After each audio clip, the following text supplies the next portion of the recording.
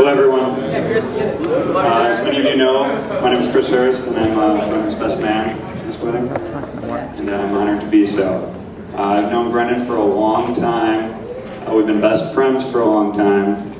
And usually when people say best friends, people think a good friend or something like that. They're, best friend they have at the time. But we really have been best friends forever.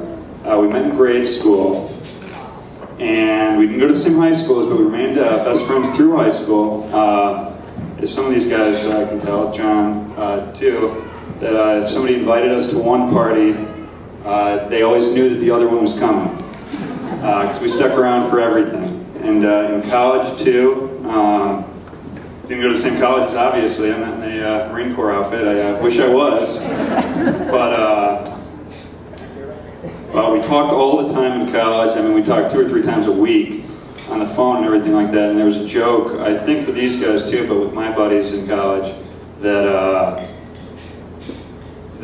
when I was talking, now I gotta think of the joke. When I was on the phone with them, they'd ask me who I was on the phone with, and I'd say, "Oh, Brendan." They'd say to each other, "Oh, leave him alone for the next hour," so he's on the phone with his girlfriend.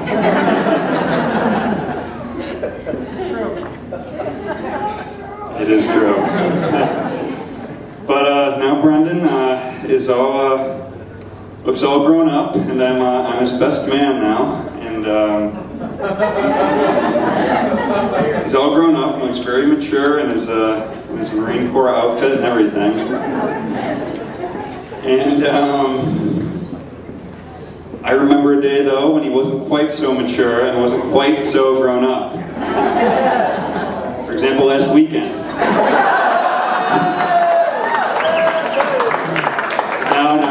Last weekend was his bachelor party, so I'm going to let him go on that, and I'm going to give him a free pass on that. I'll tell you stories later, though, if you want to know.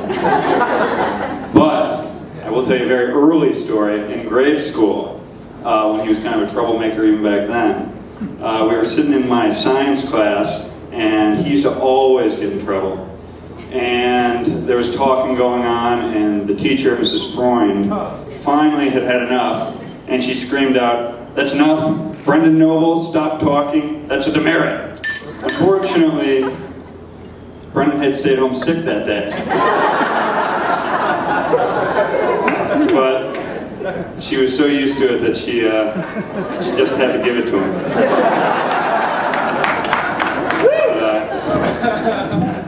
As I said though, but now he's all grown up and he looks great, which is good because he's always been very concerned about his appearance. Many of you will also know that you can't walk by anything that has any reflection on it, because he will stop for hours and just look at it and go around with the hair. Even a spoon. That actually happened at a breakfast. He found himself in a spoon and took 10 minutes. But actually another story with that. We went to Montana a couple of years ago, a couple of us, and it was a great trip. We kind of canoed out in the wilderness and everything like that. But Brendan wanted to make sure that everybody knew how rustic it was and how he was faring out there. And so we caught him with his camera putting the timer on it, putting it on a rock for a 10-second timer or something like that, running over to the fire, and then pretending he was tending the fire in the middle. Like it was a candid shot or something. But yeah.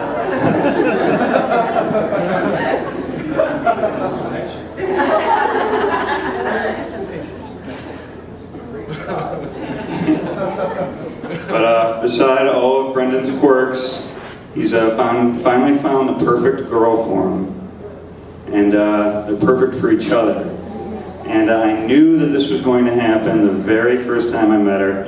The way he talked about her, the first time he told me about her, I knew that something special was going on. And the first time she came down to visit, I knew by the way he looked at her and the way he talked about her that I would be standing here one day giving this speech. And so I'm very glad to be here. And some people, when they give away their best friend, they feel like they're losing their best friend. But tonight I feel like I'm gaining one more.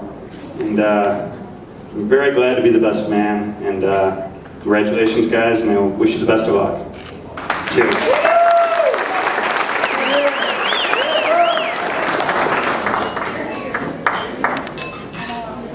We aren't doing our shared plate around our table. We're not living up to our end of the